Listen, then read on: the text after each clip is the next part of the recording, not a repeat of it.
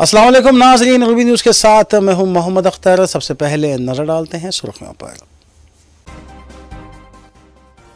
झारखंड के governor CP Radhakrishnan को तेलंगाना के गवर्नर की जायज जिम्मेदारी सौंपी गई। सदर जमहूरिया ने अहकाम जारी किए। यादादरी की शानदार मंदिर तामीर करने के बाद भी बीआरएस सिर्फ अपनी कारकर्दगी पर वोट हासिल करेगी। बीआरएस कायद श्रीनिवास गौड़ का बयान। बीआरएस के दौर इक़्तिदार में अवामी फलाही कामों से तेलंगाना की पहचान बन गई थी। साबिक़ वज़ीर के ईश्वर ने बीजेपी और कांग्रेस को बनाया तनक़ीद का निशाना। सिकंदराबाद रेलवे पुलिस ने बैन रियासती सारिक़ को किया गिरफ्तार। 10 लैपटॉप्स व दीगर अशिया जुमला मालियती 7,50,000 रुपये बरामद।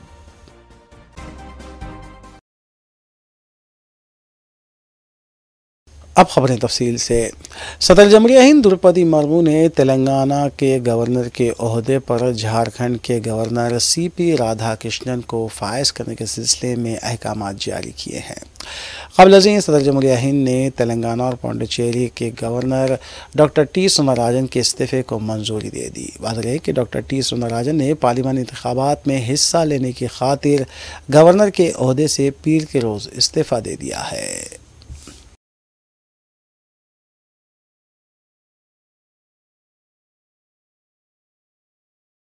लोकसभा इंतखाबात के सिलसिले में लगाए गए ज़ाब्ते अखलाक कोड की वजह से रियासती हुकूमत की जानिब से चलाए जाने वाले अवामी प्रोग्राम प्रजावानी को मनसूख कर दिया गया है।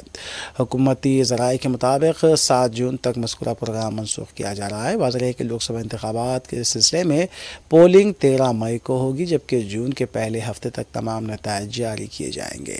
प्रजावानी दरबार के ज़रिए हुकूमत अवामी मसाइल की यकसोई के सिलसिले में इक़दामात को यकीनी बना रही है।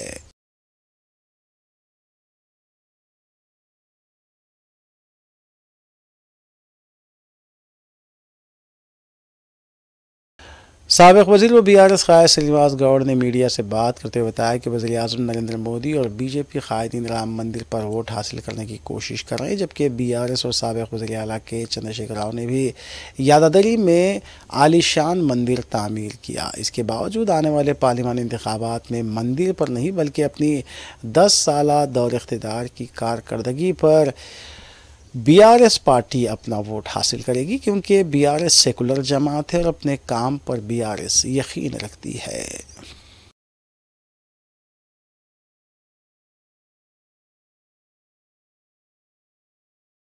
ముందే ఆ పార్టీ బహుజనులకు అండగా ఉంది. ఇలాంటి నాయకులు ఎదిగితే మా మనగడలు సాగవనేటువంటి కొంతమంది నాయకుల వల్ల కొంతమంది నాయకులు మూకుమ్మడిగా రాష్ట్రంలో కొంత వర్గం ఒక వర్గం మూకుమ్మడిగా ఆలోచించి మరి గత ఎలక్షన్లో చేసినటువంటి కుట్రలు ఇప్పుడిప్పుడే బహిర్గతం అవుతా ఉన్నాయి. 3 నెలల్లో ఎంతమంది బహుజనుల మీద దాడులు జరుగుతూ ఉన్నాయి, బహుజన నాయకుల మీద దాడులు జరుగుతూ ఉన్నాయి. సోషల్ మీడియా ద్వారా, పోలీసుల ద్వారా, నాయకుల ద్వారా ఎన్నో రకాలుగా అవమానపరుస్తూ భయభ్రాంతులకు గురి చేస్తూ భయపెడుతూ ఈరోజు साबिक़ वज़ीर के ईश्वर ने मीडिया से बात करते हुए बताया कि बीजेपी और कांग्रेस को दलित तबके की याद सिर्फ इंतखाबात के मौके पर आती है, जबकि बीआरएस ने अपने 10 साला दौर इक़्तिदार में दलित बंधु इसकी मुतारफ़ करवाते हुए फ़ी ख़ानदान 10 लाख रुपये फ़राहम करने के इक़दाम किए और मुस्लिम तबके को माइनॉरिटी कमीशन के तहत बग़ैर किसी सब्सिडी के 1 लाख रुपये फ़राहम करने के इक़दाम किए। उन्होंने RS प्रवीण कुमार के बीआरएस में शामिल होने का खैर मक़दम करते हुए बताया कि इससे पार्टी मुस्तहकम होगी।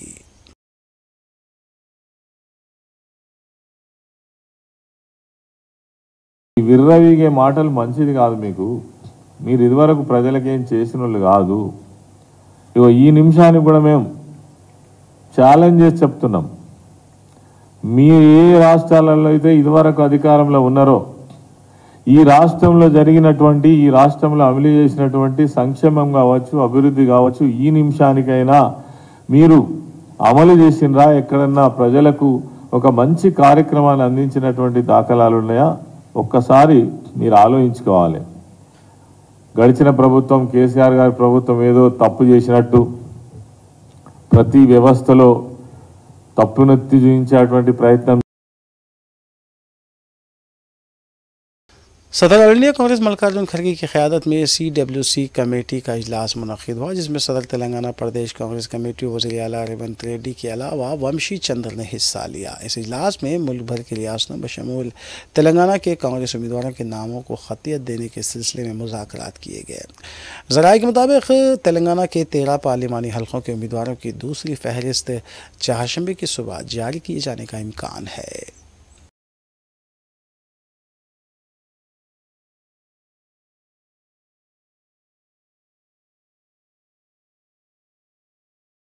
तेलंगाना बीजेपी के लीडर रघुनंदन राव ने इल्ज़ाम लगाया है कि रंजीत रेड्डी और जितेंद्र रेड्डी ने अपने माली मफादात के लिए कांग्रेस में शमूलियत इख्तियार की है। मीडिया से बात करते हुए रघुनंदन ने कहा कि जल्द ही दूसरे लीडरों के माली मफादात से जुड़ी तफसीलात भी मंजर आम पर लाई जाएंगी। उन्होंने कहा कि सियासी वफादारी सिर्फ ज़ाती मफाद के लिए बदली गई है।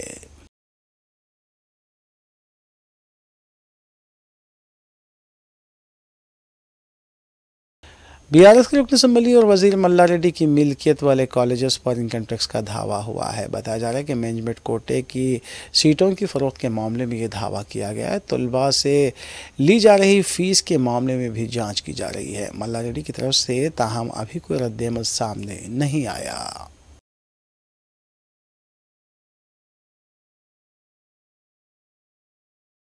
तेलंगाना से कांग्रेस पार्टी के 22 उम्मीदवारों के नाम सामने आए हैं, लेकिन सरकारी तौर पर अभी इसका ऐलान नहीं हुआ। ज़राए के मुताबिक मेदक से नीलम मधु, हैदराबाद से शाहनवाज, सिकंदराबाद से डी नागेंद्र, मलकाजगिरी से सुनीता महेंद्र रेड्डी, चेवल्ला से रंजीत रेड्डी, भुवनगिरी से टी शेखर रेड्डी, आदिलाबाद से डी सोमालता, वरंगल से टी दयाकर, पेद्दापल्ली से जी वंशी के नाम सामने आए हैं। ताहम अभी तक कांग्रेस की आला क़यादत ने इन नामों को सरकारी तौर पर जारी नहीं किया।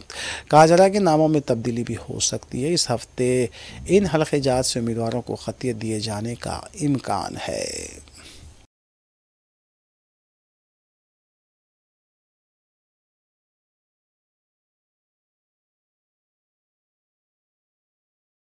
बीजेपी रुकन पार्लिमान बंडी संजय ने तेलंगाना हुकूमत से मुतालबा किया है कि रज़ाकार मूवी को टैक्स फ्री किया जाए। उन्होंने कहा कि पिछली BRS हुकूमत ने जिस तरह फिल्म की रिलीज़ को रोकने की कोशिश की थी, वो इसी तरह का काम ये हुकूमत नहीं करेगी। वाज़ेह है कि रज़ाकार मूवी मुतनाज़ा तौर पर बनाई गई है, जिसमें रज़ाकारों का जुल्म बताया गया है। उन्होंने खून, कातिल और एक तबके को निशाना बनाते हुए भी दिखाया गया है।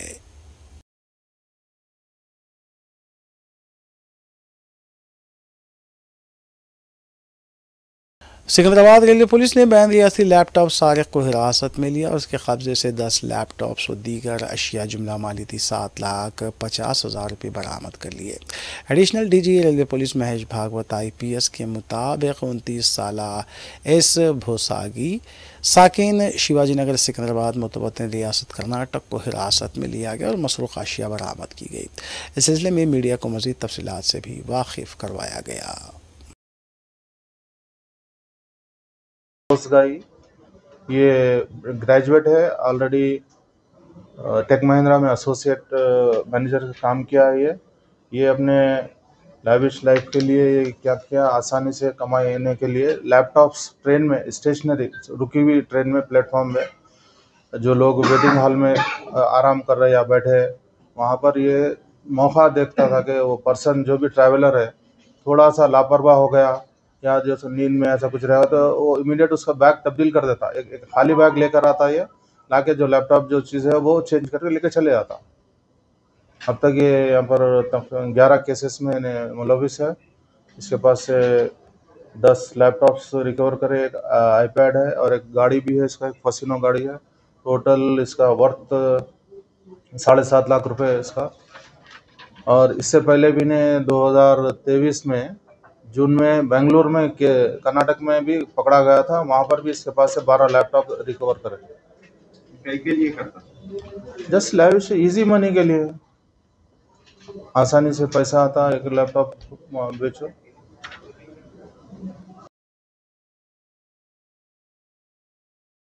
नलगोंडा जिले के तंगा तरकी पुलिस स्टेशन हदूद में मुखन्निसों के दो ग्रुपों के दरमियान रकमी तनाज़े को लेकर झड़प हो गई। ये वाक़या मंगल की दोपहर पेश आया था।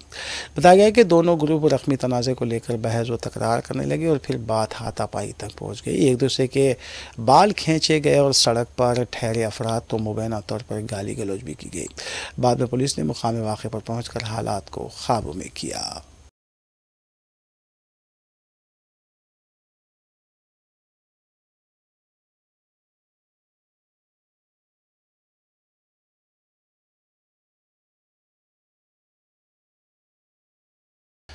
रमज़ान मुबारक के आगाज़ के साथ ही कई हल्कों में इफ्तार पार्टियों का भी जोश व खरोश के साथ अहतमाम किया जा रहा है। मजलिस क़ायदीन मुसलसिल मज़कूरा इफ्तार पार्टियों में मेहमानान ख़ुसूसी की हैसियत से शिरकत कर रहे हैं। इस सिलसिले के तहत क़ायद मुक़न्ना मजलिस अकबरुद्दीन ओवैसी भी दावत इफ्तार में शिरकत कर रहे हैं।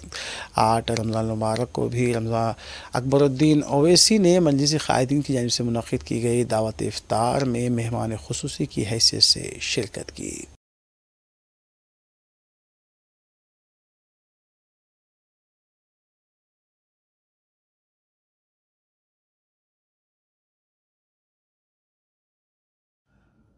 नागुल पुलिस स्टेशन हदूद में एक शख्स के कत्ल की वारदात पेश आई। तफसीलात के मुताबिक मल्लिकार्जुन नामी शख्स को लक्ष्मी नरसिम्हा कॉलोनी के सुनसान इलाके में कत्ल कर दिया गया। ज़राए के मुताबिक सुबह के वक्त मकतूल मल्लिकार्जुन को 2 अफराद घर से ले गए थे और फिर उसकी नाश दस्तयाब हुई। मुकाम वाक़े से शराब की बोतलें भी बरामद हुई, जबकि पुलिस इस सिलसिले में मसरूफ़ तहक़ीक़ात है।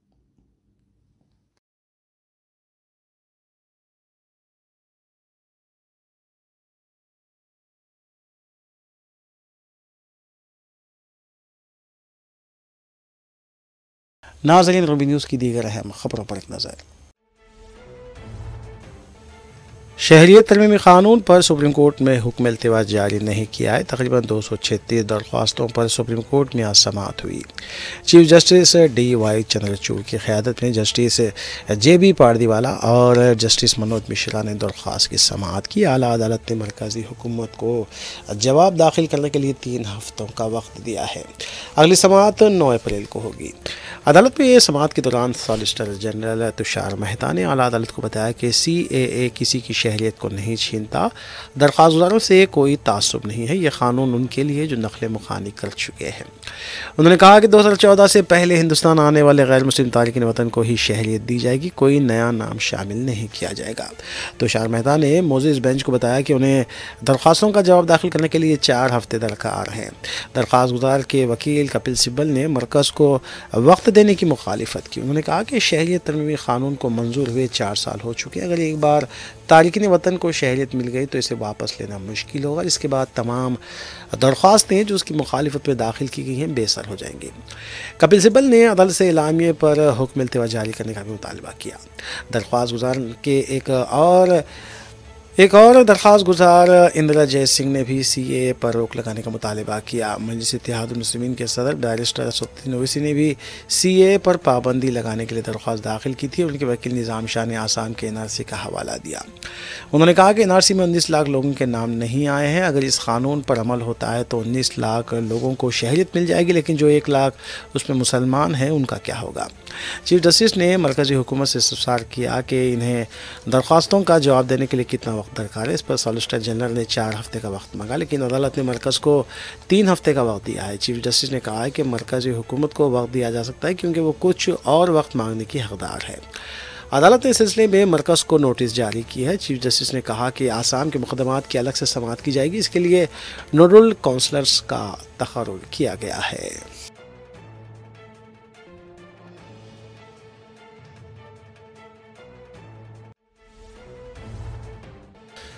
वज़ीर-ए-आज़म नरेंद्र मोदी ने कहा है कि तमिलनाडु में बीजेपी को इस बार जिस तरह से आवाम की तायद मिल रही है वो सारा मुल्क देख रहा है। तमिलनाडु के सेलम में रैली से खिताब करते हुए मोदी ने कहा कि पूरा मुल्क बीजेपी को मिल रही तायद की चर्चा भी कर रहा है। वज़ीर-ए-आज़म ने कहा कि NDA और मोदी को जो आवाम की जो तायद मिल रही है और जो आशीर्वाद मिल रहा है, इससे DMK हुकूमत की नींद उड़ गई है। वज़ीर-ए-आज़म ने कहा कि 19 अप्रैल को हर वोट बीजेपी और NDA को मिलना चाहिए। वज़ीर-ए-आज़म ने नारा लगाया कि अब की बार 400 पार। उन्होंने कहा कि तमिलनाडु ये फैसला कर चुका है कि 19 अप्रैल को एक वोट बीजेपी को जाएगा। देश देख रहा है, पूरा देश इसकी चर्चा कर रहा है। कल मैं कोयंबटूर में जनता जनार्दन के बीच था। बीजेपी और मोदी को, एनडीए और मोदी को ये जो जन समर्थन मिल रहा है, ये जो आशीर्वाद मिल रहे हैं, इसने डीएम की सरकार की नींद उड़ा दी है, नींद उड़ा दी है। कांग्रेस पार्टी के जनरल सेक्रेटरी केसी वेणुगोपाल ने दावा किया है कि हमने तेलंगाना में 3 महीनों के अंदर 30,000 सरकारी मुलाजमतें फराहम की है। कांग्रेस वर्किंग कमेटी के इजलास के बाद मीडिया से बात करते हुए वेणुगोपाल ने कहा कि तेलंगाना की तरह हम मुल्क की दूसरी रियासतों में जो वादे किए हैं उसे भी पूरा करेंगे। इस मौके पर पार्टी के एक सीनियर लीडर जयराम रमेश ने कहा कि आज सिर्फ मंशूर पर बातचीत नहीं हुई है, कांग्रेस पार्टी के न्याय पुत्र पर भी तबादले ख्याल किया गया। उन्होंने कहा कि राहुल गांधी 5 न्याय की बात कर रहे हैं और 25 गारंटियों का ऐलान कर चुके हैं। हमारा मंशूर सिर्फ मंशूर नहीं रहेगा बल्कि मुल्क की आवाम को एक राह दिखाएगा और इंसाफ का पत्र होगा।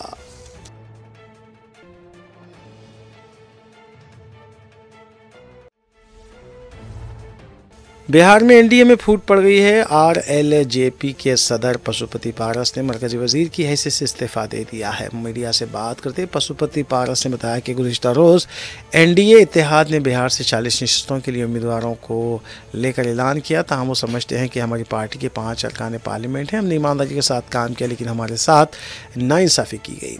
पशुपति पारस ने कहा कि वो इस नाइंसाफ़ी के खिलाफ मरकजी वजीर की हैसियत से इस्तीफा दे रहे हैं। ये पूछे जाने पर कि क्या वो आरजेडी के साथ बातचीत कर रहे हैं तो उन्होंने कहा कि पार्टी के दूसरे लीडर से बातचीत के बाद आगे की हिकमत अमली को खतियत दी जाएगी। घोषणा हो गया। हम लोग 5 सांसद थे, हमारी पार्टी में 5 सांसद थे। मैंने बहुत ईमानदारी, बहुत लगन से, वफादारी से मैंने एनडीए की सेवा की। आज भी मैं माननीय प्रधानमंत्री जी का शुक्रगुजार हूँ और मैं आज भी वो देश के नेता हैं, बड़े नेता हैं, लेकिन हमारी पार्टी के साथ और व्यक्तिगत रूप से हमारे साथ नाइंसाफी हुई। जम्मू कश्मीर के साबिक़ वज़ीर आला उमर अब्दुल्ला ने कहा कि मुकामी इंतज़ामिया जम्मू कश्मीर असम्बली के इंतखाबात को रोक रहा है। मीडिया से बात करते हुए उमर अब्दुल्ला ने कहा कि जब इलेक्शन कमीशन ने वाज़ेह किया है कि वो इंतखाबात के लिए तैयार हैं, जम्मू कश्मीर की सियासी जमातें भी इलेक्शन के लिए तैयार हैं, तो फिर इंतखाबात में ताख़ीर क्यों की जा रही है। उमर अब्दुल्ला ने कहा कि मुकामी इंतज़ामिया इसमें रुकावटें खड़ी कर रहा है। उन्होंने कहा कि सिर्फ एक रियासत जम्मू कश्मीर के इंतखाबात सिक्योरिटी के नाम पर रोके जा रहे हैं, तो 1 नेशन 1 इलेक्शन किस तरह करवाए जाएंगे। इलेक्शन कमिश्नर साहब ने प्रेस कॉन्फ्रेंस दी, उसमें उन्होंने कहा कि इलेक्शन कमीशन तैयार है इलेक्शन के लिए। ये भी कहा कि तमाम सियासी पार्टियां बिना कोई छोड़े हुए सब जो है इलेक्शन के लिए तैयार थे। सिर्फ यहाँ की मौजूदा इंतजामिया जो है एडमिनिस्ट्रेशन, उन्होंने इलेक्शन कराने पे उन्होंने रोक लगाई। कहा कि हमें सिक्योरिटी फोर्सेस की ज्यादा जरूरत। कांग्रेस लीडर सचिन पायलट ने बताया कि मंशूर के मसवदे को खतियत देने के लिए आज इजलास हुआ है। पार्टी के सदर मल्लिकार्जुन खड़गे और राहुल गांधी ने अपने जलसों में आवाम को जो जमानतें दी हैं इस पर तबादला ख्याल किया गया। मुल्क की सूरत हाल को देखते हुए मंशूर बनाया जाएगा। नौजवानों, दलितों, किसानों, खवातीन की फलाह बहबूद के लिए मंशूर तैयार किया जाएगा। इंतखाबात जीतने के बाद एक वाज़ेह ब्लूप्रिंट भी जारी किया जाएगा कि किस तरह से वादों पर अमल किया जाए। उन्होंने ये भी बताया कि जल्दी पार्टी का मंशूर जारी किया जाएगा।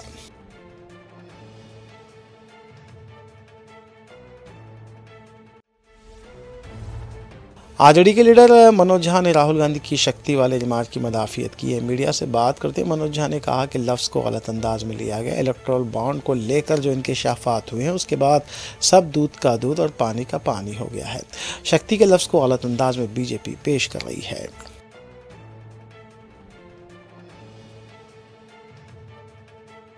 कहा कि वो सच बोले थे, इसलिए मोदी जी उसका। देखिए, देश के प्रधानमंत्री हैं, लेकिन अक्सर वो भूल जाते हैं कि देश के प्रधानमंत्री हैं। उनको एक शब्द चाहिए। शक्ति से तात्पर्य क्या था? शक्ति से तात्पर्य था सत्ता की असीमित शक्ति। शक्ति से तात्पर्य था कि कॉरपोरेट के गिरफ्त में आप हैं, उसके चंगुल में हैं, और इलेक्ट्रल बॉन्ड के एक्सपोजर के बाद तो सब कुछ दूध का दूध पानी का पानी हो गया। तो उस शक्ति के संदर्भ में कृपया हमारी मां शक्ति को सत्ता के दुरुपयोग की शक्ति के साथ = मत करिए। प्रधानमंत्री जी, चुनाव आएंगे जाएंगे, लेकिन शब्दों के साथ ये खिलवाड़ देश को नुकसान कर जाता है। प्रधानमंत्री ने कहा कि राहुल गांधी ने हिंदुइज्म का इंसल्ट किया है। प्रधानमंत्री जी कॉपीराइट लेके बैठे हुए हैं हिंदुइज्म का, कितना जानते? आप पार्टी के लीडर संजय सिंह ने आज राज्यसभा के रुकन की हैसियत से हलफ लिया। सदनशीन राज्यसभा जगदीप धनखड़, नायब सदनशीन हरिवंश के अलावा आप लीडर्स भी इस मौके पर मौजूद थे। वाज़ेह है कि शराब पॉलिसी स्कैम के सिलसिले में संजय सिंह अदालती तहवील में हलफ लेने के लिए अदालत की इजाज़त के बाद वो सदनशीन के चैम्बर पहुंचे।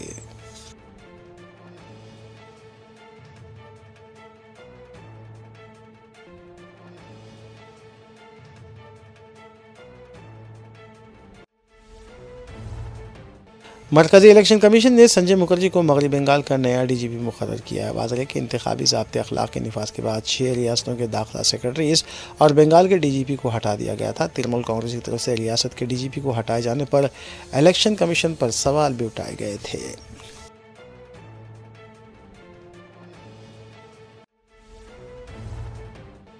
पतंजलि के डायरेक्टर आचार्य बालकृष्ण और योगा गुरु रामदेव को सुप्रीम कोर्ट ने अगली समाअत में हाजिर होने की हिदायत दी है। बताया गया कि रामदेव और बालकृष्ण हत्या इज़्ज़त के मामले में पेश नहीं हो रहे थे, इसी सिलसिले में उन्हें नोटिस जारी की गई है।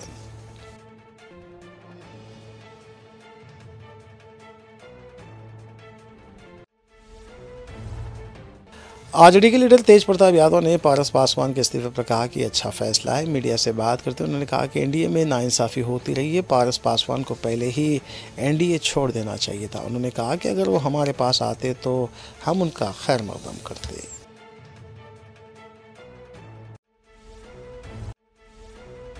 आखिर में सुर्खियां एक बार फिर। झारखंड के गवर्नर सीपी राधाकृष्णन को तेलंगाना के गवर्नर की जायज जिम्मेदारी सौंपी गई। सदर जमहूरिया ने अहकामात जारी किए। यादाद्री की शानदार मंदिर तामीर करने के बाद भी बीआरएस सिर्फ अपनी कारकर्दगी पर वोट हासिल करेगी। बीआरएस कायद श्रीनिवास गौड़ का बयान। बीआरएस के दौर इक़्तिदार में अवामी फलाही कामों से तेलंगाना की पहचान बन गई थी। साबिक़ वज़ीर के ईश्वर ने बीजेपी और कांग्रेस को बनाया तनक़ीद का निशाना। सिकंदराबाद रेलवे पुलिस ने बैन रियासती सारिक़ को किया गिरफ्तार। 10 लैपटॉप्स व दीगर अशिया जुमला मालियती 7,50,000 रुपये बरामद।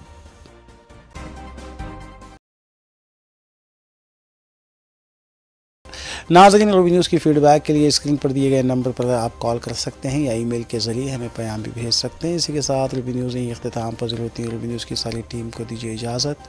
अल्लाह हाफ़िज़।